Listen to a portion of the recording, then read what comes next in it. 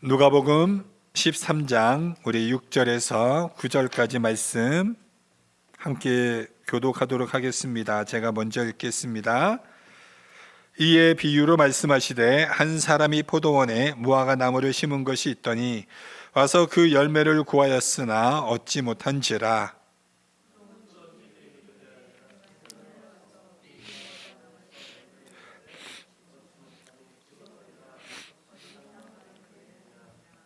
대답하여 이르되 주인이여 금년에도 그대로 두소서. 내가 두릅하고 거름을 주리니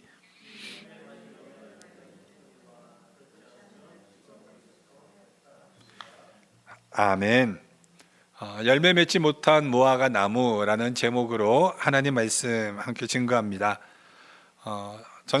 전 세계적으로 존경받는 그 목회자였죠. 신학자, 청교도 신학자이면서 목회자였던 우리 마틴 로이드 존스 목사님이 쓴 전쟁과 하나님의 주권이라는 책이 있습니다. 그러니까 전쟁과 하나님의 주권이라는 책을 쓰게 된 계기가 뭐였는가 하면은 그 당시 2차 세계대전이 이제 끝나고 난 이후였거든요.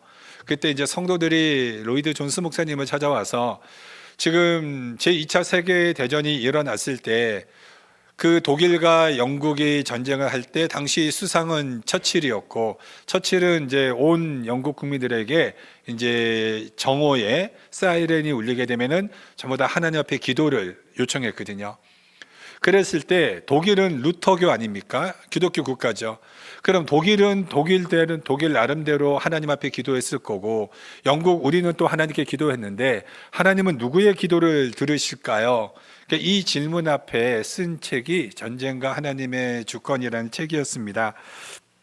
여러분, 그렇다면은 이 로이드 존스 목사님이 이 성도에게 뭐라고 이야기하냐면, 기도라는 도구를 통해서 자신의 뜻을 하나님께 간철시키려고 한다. 그러니까 각자의 뜻이 있는 거죠. 각자의 욕심이 있는 거죠.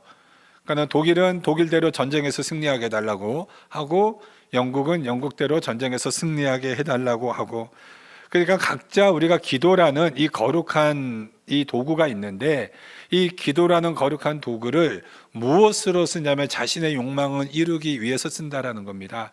그건 기도가 아니라는 거죠. 기도는 나의 뜻을 간철시키는 것이 아니라 하나님의 뜻을 구하는 것이 기도다. 이게 그 책에서 로이드 존스 목사님이 하는 말씀이었습니다. 그러면서 그분이 뭐라고 말씀하셨냐면, 위기는 곧 판결이다 라는 말씀을 하셨습니다. 크리스찬이라고 하는 사람들이 교회를 다닙니다. 교회를 다니면서 자신들은 얼마든지 종교적인 사람이고 신앙적인 사람으로 포장할 수 있다라는 거예요. 얼마든지 거룩한 척할 수 있다라는 겁니다. 그런데 위기가 생기면 진짜인지 가짜인지 구별이 되죠. 그러니까 위기가 나타나면은 진짜 모습이 드러납니다. 그래서 위기의 어원이 뜻이 뭐냐면 판결이란 뜻이에요. 위기라는 단어의 어원이 판결이란 뜻을 가지고 있습니다. 그러니까 위기가 나타나는 그 순간에 진짜인지 가짜인지 구분이 된다라는 거죠. 오늘날 우리는 자신의 모습을 돌아보지 못하는 약점을 가지고 있습니다. 그러니까 자신의 모습을 돌아보지 못하고 그냥 열심히 봉사만 하고 열심히 일만 하다 보면은 나는 거룩한 신앙인이라고 착각을 할 수 있다라는 거죠. 그러니까 무엇에 대한 말씀이냐면, 종교적인 열심만 가지고 나아가면 자신도 모르게 나는 괜찮은 크리스찬이다 라고 할 수 있다라는 거예요. 제가 이번 주 금요일 날도 이렇게 금요일에 기도회가 있어서 이제 어저께 밤에 이제 설교를 해서 이제 번역으로 보냈습니다. 그때 제가 이제 신앙이라는 것이 뭐냐, 한자 풀이 그대로 믿을 신 바라볼 앙자 아닙니까? 그러니까 바라보는 그 대상이 신앙이 되는 거죠. 돈을 바라본다면 그 사람은 돈이 신앙이 되는 거고, 하나님을 바라보면은 하나님이 신앙이 되는 거고, 그러니까 참된 신앙은 그 시선이 어디에 가 있느냐, 그 시선의 끝에 하나님이 있느냐 다른 것이 있느냐에 따라서 신앙의 진짜와 가짜가 판결이 되는 것입니다. 그래서 오늘도 우리는 말씀으로 우리의 기준을 살펴봐야 됩니다. 우리의 자신의 신앙이 내가 참된 신앙인인가 가짜 신앙인인가, 이거는 무엇으로 봐야 되는가? 하나님의 말씀의 기준으로 봐야 되죠. 현상적인 걸로, 체험적인 걸로, 이런 것으로 바른 신앙이 아니라 오직 하나님의 말씀을 통하여서 내가 말씀 따라 그 길을 걸어가고 있는가? 아니면 말씀에 순종하지 않고 그냥 내 욕망을 추구하면서 살아가는 것인가? 여러분, 유럽의 교회가 몰락한 이유가 무엇입니까? 유럽의 교회가 몰락한 이유는 성경을 하나님의 말씀으로 100%안 믿었다라는 것이 있는 거예요. 유럽의 크리스찬들이, 유럽의 지성인들이 성경을 하나님의 말씀으로 안 믿은 것은 아닙니다. 어디까지 믿었느냐?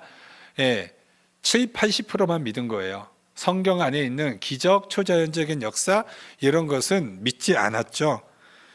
이성으로 성경을 판단하게 됩니다. 지성으로 성경을 판단하게 돼요. 그러면 어떻게 됩니까? 교회가 생명력을 잃게 됩니다. 교회가 생명력을 잃으면 여러분, 사람들이 더 이상 교회 다닐까요? 교회에 생명이 없는데. 아니, 교회의 자체에 뭐가 없습니까?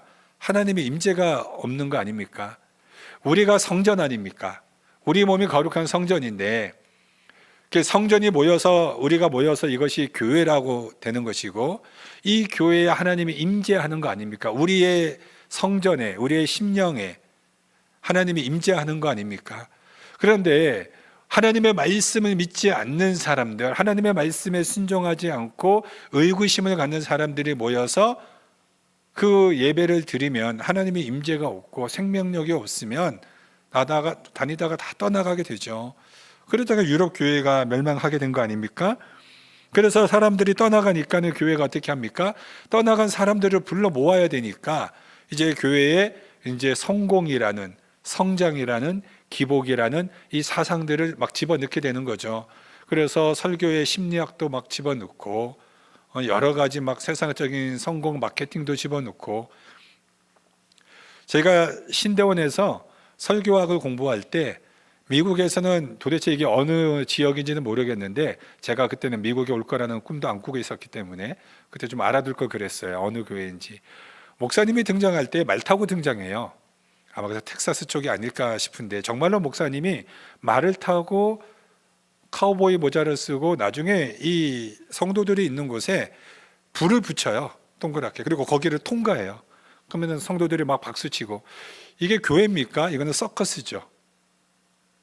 그런데 사람이 많아요. 그 교회에. 과연 하나님이 그런 교회를 가지고 건강하다고 할 수 있을까? 사람이 뚱뚱하면 건강하다고 하지 않죠. 그러니까 사람이 많다고 해서 그 교회가 건강한 것이 아니라 우리가 얼마나 하나님의 말씀 앞에 서 있고 그 말씀의 기준 따라 살아가는 성도가 많으냐, 그거에 따라서 그 교회가 건강한 교회와 건강하지 않은 교회, 그 차이밖에 없습니다. 그렇기 때문에 오늘날 교회가 살 수 있는 이유는 오직 한 가지입니다. 말씀으로 돌아가는 것이고 말씀을 내 삶에서 실천하는 길밖에 없습니다. 오늘 이 본문 13장을 한번 보세요. 13장 우리가 6절부터 읽었는데 6절에 이렇게 시작합니다. 이에 비유로 말씀하시되, 그러니까 이에 지금 비유로 말씀하셨다라는 것은 1절부터 5절까지의 사건을 가지고 예수님께서 말씀을 하신 겁니다. 그러니까 1절부터 5절까지의 내용이 뭡니까? 지금 빌라도가 통치할 때 갈릴리에 많은 사람들이 빌라도 때문에 죽임을 당하는 사건이 있었습니다. 그래서 갈릴리 사람들이 빌라도 때문에 많은 사람들이 죽임을 당했는데, 그러면은 그 빌라도에 의해서 죽은 그 사람들이 너희들보다 죄가 더 많아서 죽은 줄 아느냐? 아니라는 거예요. 그렇지 않다라는 겁니다. 그러면서 뭐라고 말씀하십니까? 그러면서 너희도 만일 회개하지 아니하면 이와 같이 다 망하리라. 지금 예수님이 회개에 대해서 말씀을 하신 거죠. 4절엔 또 뭐라고 말씀하십니까? 실로암에서 망대가 무너져서 18명이 죽었습니다. 18명이 망대에 의해서 돌에 깔려 18명이 죽은 거예요. 그러면은 이 죽은 사람들이 너희들보다 죄가 많아서 죽은 줄 아느냐? 아니다. 그러니 너희가 회개하지 아니하면 이와 같이 망하리라. 오늘 이 말씀은 무슨 말씀입니까? 회개를 촉구하는 말씀이에요.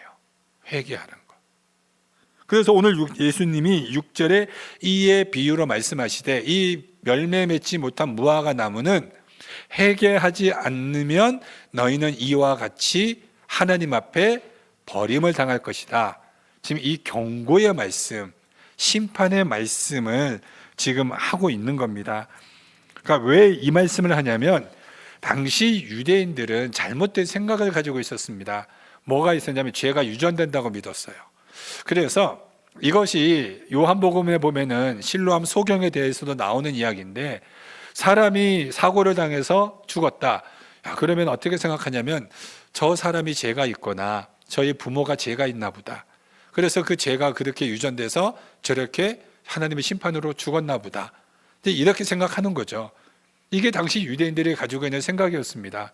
아버지가 신포도를 먹고 아들의 이가 시다라고 말하지 않는다라고 구약 성경에 분명히 이사야서 이야기하고 있는데 지금 이들은 그런 잘못된 가르침과 잘못된 유전으로 그렇게 이해하고 있었던 겁니다. 그래서 예수님이 그게 아니라는 거예요. 그들의 죄가 너희들이 알지 못하는 그런 죄가 있어서 그들이 죽은 거 아니다. 그러면서 모든 자들은 회개하지 않으면 망한다, 심판받는다. 그러면서 무화과 나무 비유를 얘기해 준 거죠. 여러분, 성경에서 무화과 나무는 누구를 의미합니까?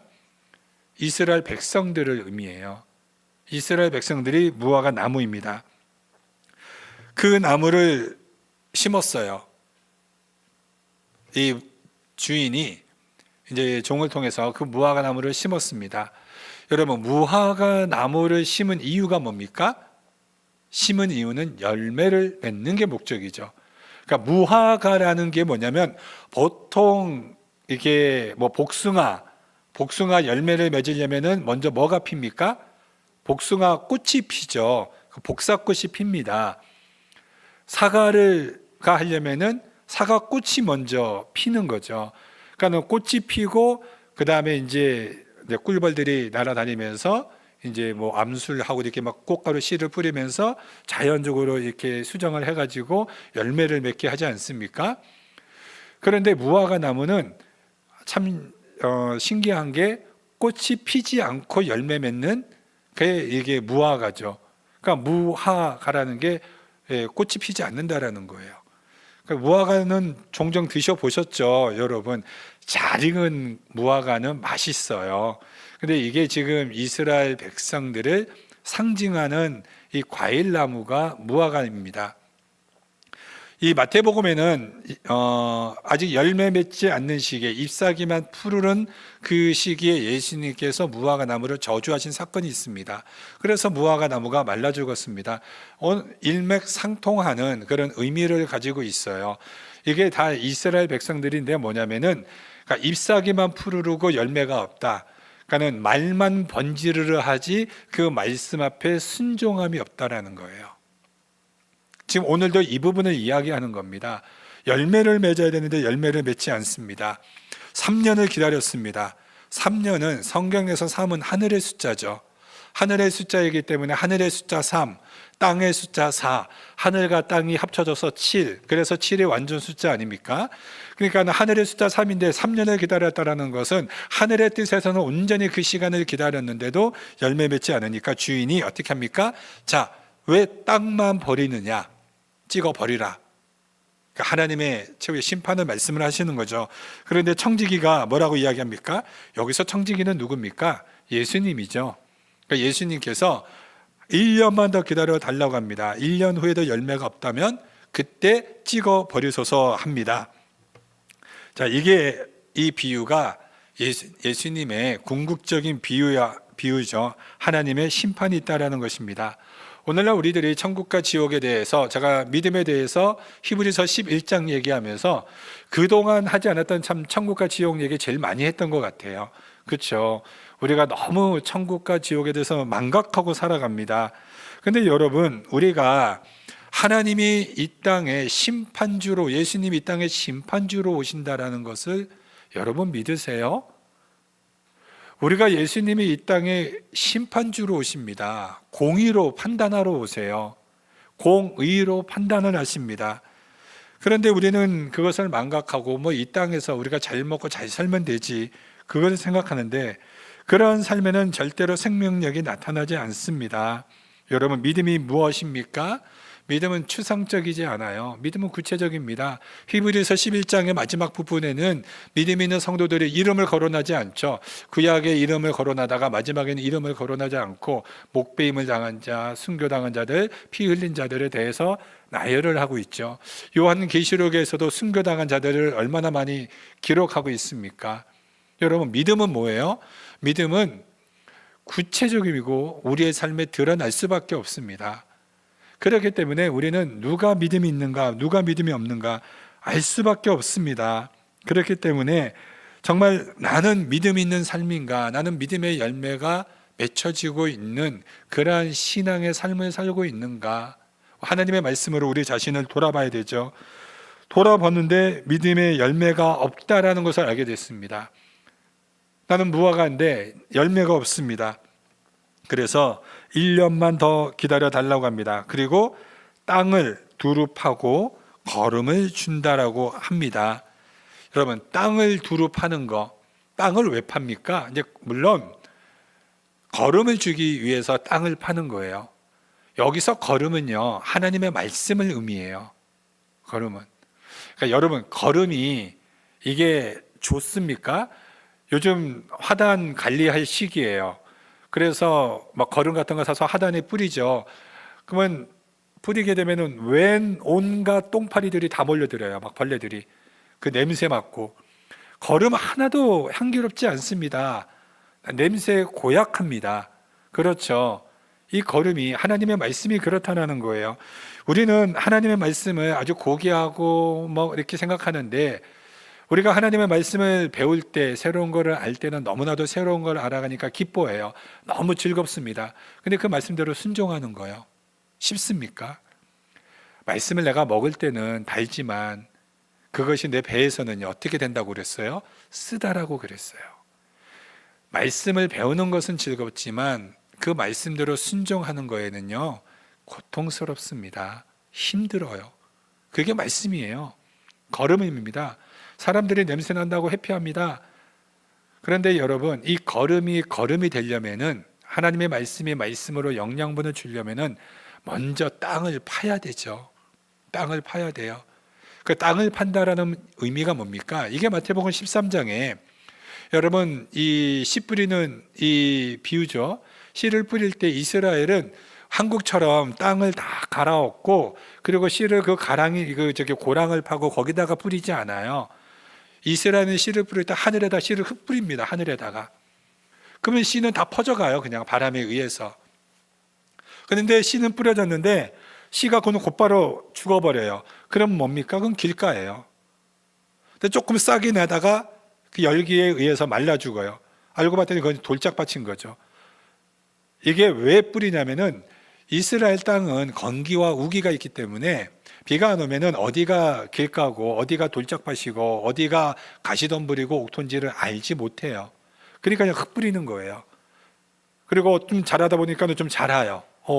땅이 좀 괜찮은 것 같습니다. 그런데 알고 봤더니 거기는 가시떨기가 자라는 땅이었어요. 가시떨기가 영양분을 다 뺏어갑니다. 그 가시떨기는 무슨 땅입니까? 염려와 재르로 인하여서 자라다가 꺾어져 버리는 신앙. 근데 알고 봤더니 열매가 막 맺히는 땅, 씨를 뿌려보니 그 땅이 옥토인 줄 알게 됩니다.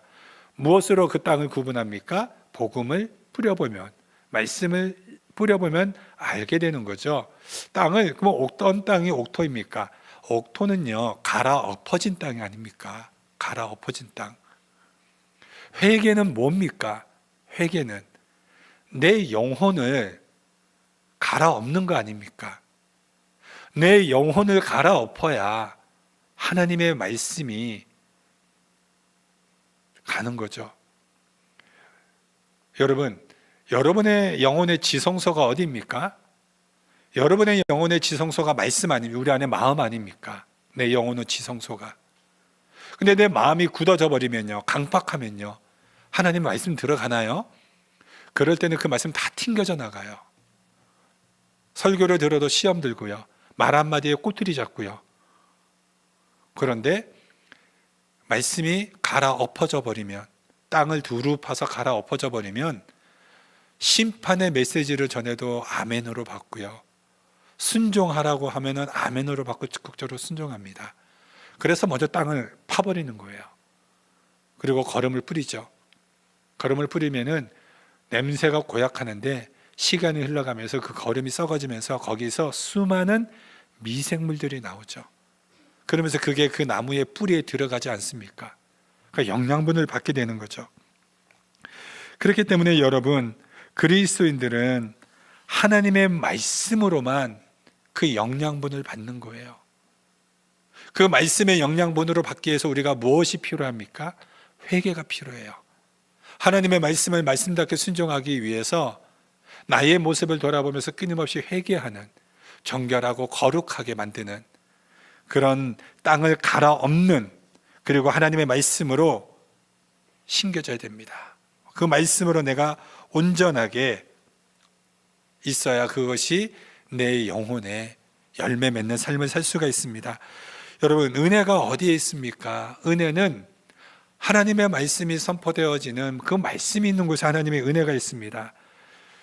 에스겔서 47장에는 하늘에 에스겔이 환상을 보는데, 하늘에서부터 하나님의 앉으신 보좌에서부터 생명수가 흘러서 어디로 흘러가냐면은 성전으로 흘러가요.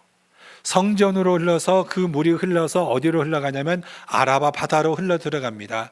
그 아라바 바다가 사해바다거든요. 그 사해바다로 그 생명수가 들어가니까 죽었던 물이 살아나면서 물고기가 다시 돌아옵니다. 식물들이 살아나고 약초들이 생겨나기 시작해요. 무엇을 보냐면 하나님이 이스라엘에 대한 회복을 보여주는 거예요. 그러니까 하나님의 은혜는 항상 강단으로 흘러내려옵니다. 그 강단에서 하나님의 말씀이 선포되어지고 증거되어지면 그 말씀을 받아 먹는 영혼들이 살아나는 거예요. 그래서 목사는 이 강단이 축복의 자리이면서도 심판의 자리예요. 그래서 목사는 강단에 설 때마다 항상 두려움과 떨리는 가운데 서야 됩니다. 이 강단에 서는 그 순간부터는 인간적인 말, 개인적인 말, 사적인 말을 절대 하면 안 돼요. 오직 하나님의 말씀만이 선포되어지고 증거가 되어져야 되는 것입니다. 그렇지 않을 때는 누구보다도 하나님에 대한 심판이 큰 곳이에요. 여기에서 하나님의 말씀이 흘러가야 됩니다. 흘러가서 갈 때 그 말씀이 이 영혼들이 살아나는데, 우리가 그 말씀을 받게 되면 여러분, 우리가 어떠한 자가 됩니까? 하나님의 말씀이 우리 안에 들어오게 되면은 하나님 앞에 서 있는 자가 돼요. 하나님의 말씀이 들어오면은 하나님 앞에 서 있는 자가 됩니다. 이거를 칼빈은 뭐라고 얘기했냐면, 여러분 다 아시는 말씀이에요. 들어본 말씀입니다. 코람데오. 하나님의 존전 앞에 서 있는 나. 하나님의 말씀이 내 안에 임하면은 우리가 하나님의 존전 앞에 서 있는 나가 돼요. 그럼 여러분, 하나님의 존전 앞에 서 있는 나가 내 욕망대로 죄를 지으며 하나님이 기뻐하지 않는 그런 죄들을 지을 수 있을까요? 그럴 수 없어요. 하나님의 임재하심이 얼마나 거룩하고 떨림이 있는데, 하나님의 존전 앞에 우리가 서 있는 모습으로 그 삶을 살아가면 우리가 어떻게 그렇게 살아갈 수 있습니까? 여러분, 종교개혁의 모토가 성경으로 돌아가자였어요.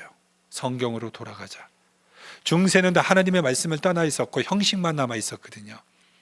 그래서 종교개혁을 통해서 다시 하나님의 말씀으로 돌아가자 하면서 성경을 독일어로 만들고, 그래서 모든 성도들이 성경을 읽으면서 종교개혁 운동이 일어났습니다. 그래서 하나님의 말씀이 중요하다는 것을 각성하고 정말 유럽이 하나님의 말씀 앞으로 부흥이 일어나게 되었습니다. 그런데 17세기 후반에 철학자 한 명이 등장을 합니다. 데카르트가 외치죠. 푸스토를 외칩니다. 푸스토가 무슨 뜻입니까, 여러분? 우주 중심에 서 있는 나라란 뜻이에요. 푸스토가. 종교개혁자 칼빈이 외친 것과 정반대, 하나님의 존전 앞에 서 있는 나를 바꿔서 우주 중심 앞에 서 있는 나로 바꿔버립니다. 무슨 뜻입니까? 우주 중심이 생각하는 나라는 거예요. 생각하는 나가 되어서 모든 것을 이성과 지성을 사용하여서 판단하는 것입니다. 그러면서 합리주의가 나왔죠. 우리가 기독교인들은 합리성을 추구해요. 그러나 합리주의로 나아갈 때는 하나님과 정반대입니다. 성경까지도 합리주의로 바라보니 성경을 전부 다 칼같이 난도질을 해버렸습니다. 인간의 이성을 강조하며 하나님의 말씀을 떠나버리고 유럽이 죽게 되었죠. 여러분, 우리는 다시 하나님의 말씀 앞에 서 있어야 됩니다. 이 세상은 끊임없이 하나님의 말씀 앞에 서 있는 것을 끊임없이 방해하고 공격하고 세상적 가치관으로 우리에게 혼미케 만들어버립니다. 우리에게 분별력을 잃게 만들어버립니다. 그렇기 때문에 다시 한번 우리는 이 시대에 우리 하나님의 말씀 앞에 서 있는 나로, 하나님의 말씀 앞으로 되돌아가는 나로, 우리가 하나님 앞에 온전하게 서 있지 못하다면 오늘 예수님이 경고하신 것처럼 어느 순간에 어느 때에 하나님의 심판이 임할지 모르니, 지금 예수님은 하나님 보좌 우편에서 무엇을 하고 있습니까? 하나님 조금만 더 기다려 주세요. 그 심판을 지금 미루고 있는 거예요. 마지막 최후의 심판이 임하게 되면은 그 어느 누구도 하나님 앞에 서 있을 자가 없기 때문에 지금 이 시대는 예수님이 우리를 위하여서 지금 은혜의 시대로 이 하나님의 심판을 막고 있는 시대입니다. 그러니 이 시대는 우리가 끊임없이 하나님의 말씀을 기준으로 하여서 나는 지금 하나님의 말씀대로 온전하게 순종하며 살아가고 있는가? 그렇지 못하다면 어떻게 해야 된다고요? 회개해야 된다고요. 회개해야 된다고. 철저하게 회개하여서 내 영혼을 완전히 갈아엎어 버려야 되는 거예요. 내 영혼을 머리에서 발끝까지 완전히 내 심령을 갈아엎어서 하나님의 말씀으로 다시 세움받는 겁니다. 하나님의 말씀으로 세움받을 때 그때 나를 통하여서 성령 하나님이 일을 하시게 되고요, 성령 하나님이 나를 통하여서 일을 하시게 될 때 내 삶에 무엇이 나타납니까? 하나님이 기뻐 받으시는 그 열매가 일어나게 됩니다. 오늘 2026년 5월 마지막 주가 되었어요. 정말 한 해가 정말 빨리 지나가는 것 같아요. 그렇지 않습니까? 어느 순간에 참으로 빠른 세월이 흘러가고 있습니다. 그 시간을 우리가 되돌아보면서 우리는 하나님 앞에 어떤 열매를 맺고 있는가, 우리의 삶을 한번 되돌아볼 수 있기를 바랍니다. 그리고 나 자신을 하나님 앞에 온전히 올려드릴 수 있는 거룩한 산 열매가 되어지기를 주님의 이름으로 축원드립니다. 기도하겠습니다.